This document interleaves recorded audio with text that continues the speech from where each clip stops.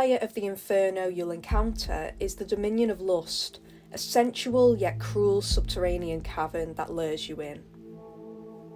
Now, lust is developed to have a kingdom feel to it, and such places contain guards and subjects. Within the sticky dark, you'll find underlings acting as guard-type creatures. The entity being sculpted on your screen currently is called the Finger Creeper, a creation only a mother could love, and even then it'd be a stretch. Designing such works of abnormalcy has been our incredible artist Molly, who, as you can see, goes heavy on the sculpting and does an absolutely incredible job.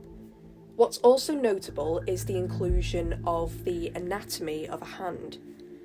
Initial discussions started with icons of lust and femininity, and Molly suggested long, stretching fingers. Letting these base ideas brew in her head is where the magic happens, and she came back with this idea of a spider that's also a hand, most people's worst nightmare. She insists that working from good references is key when incorporating elements of reality. Using some nice references of hands helped when creating these details such as wrinkle placement and their flow. Inferius is intended to be a horror experience. The Inferno is our rendition of the underworld and is brimming with sheer dread. So the design obviously couldn't be too polite, shall we say. The Finger Creeper lives up to its name, as it consists of lengthy digits ending in a subpar manicure. Jokes aside, the creature is intentionally meant to have quiet, alluring, feminine fingers to symbolise a lustful touch. There's a certain horrifying beauty in its appearance, elegant and hazardous. Adding to the ensemble are the sharp nails that have a slightly vampire-esque feel.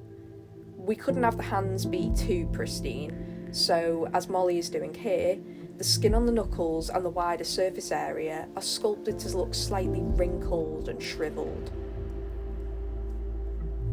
All these elements aim to feed the ambience of lust and offer opportunity in other areas of development.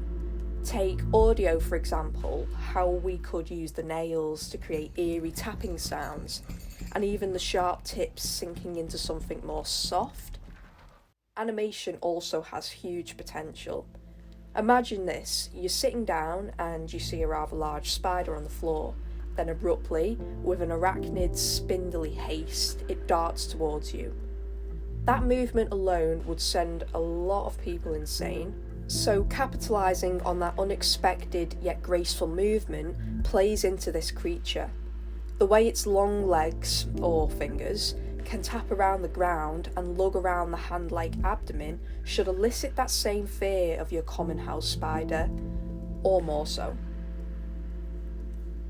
All of this creative direction of spiders and feminine venom links back to lust itself and its ruler. Our brooding arachnid queen of the second dominion is named Arachnia. She's sensuality incarnate but laced with cruel malice, just like a spider with its prey. In the dominion of lust, we wanted the ruler to be both alluring and dreadful, to create that war in the mind that desire can create. Then taking some key inspiration, such as Carmilla from Castlevania and Shelob from Lord of the Rings, the concept for our arachnid woman amalgam come to life. Linking back to her minions, there's been careful thought over how to differentiate them and her. They have a similar aesthetic with the arachnid theme, however, she's an immortal and they are not. So what players will see is that the Finger Creeper's design is crude compared to Arachnia.